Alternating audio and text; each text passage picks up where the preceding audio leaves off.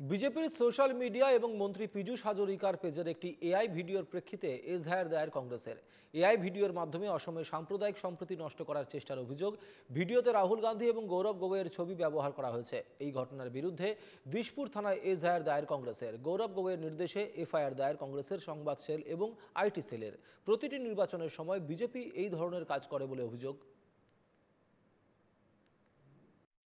আমি এখন এফআইআর দিছোঁ আজি। এফআইআৰখন হ'ল বিজেপিৰ যিটো ছ'চিয়েল মিডিয়া হেণ্ডেল আৰু এজন মন্ত্ৰী পীযূষ হাজৰিকা, তেওঁলোকে এআইৰ যোগেদি অসমক উত্তেজিত কৰিব পৰা এটা ভিডিঅ' যিটো এনেকুৱা যে আমাৰ সভাপতি আৰু আমাৰ লিডাৰ অফ অপজিশ্যন ৰাহুল গান্ধীৰ ফটো থকা তেওঁলোকে এআইৰ যোগেদি এটা কমিউনেল এটা বাতাবৰণ সৃষ্টি কৰিব বিচাৰিছে।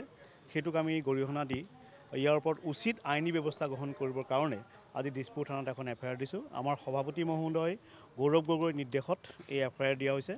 আৰু তেওঁলোকে আমি দেখি আছোঁ যে এইটো নিৰ্বাচনৰ যেতিয়া সময় আহে, এতিয়া BTRত আপোনালোকে জানে 22 ছেপ্টেম্বৰত ভোটগ্ৰহণ আছে।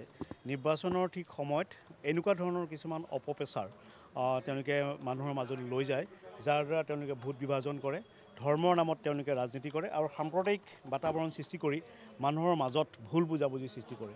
গতিকে এই কথাটোৱে সমগ্ৰ দেশত এটা বেয়া বাতাবৰণ গৈছে যে যিটো আপোনালোকক আমি ভিডিঅ'ৰ বিলাক দি দিম আপলোডবিলাক, এইটো টুইটাৰ যোগেদি বা বেলেগ যোগেদি সমগ্ৰ ইয়াতে এটা বেয়া মেছেজ অলৰেডি গৈছে।